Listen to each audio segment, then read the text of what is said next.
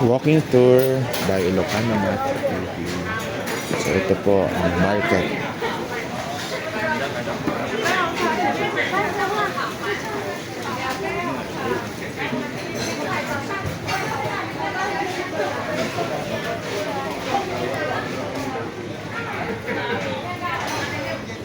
Dito sa Taichung, may market na parang ganito.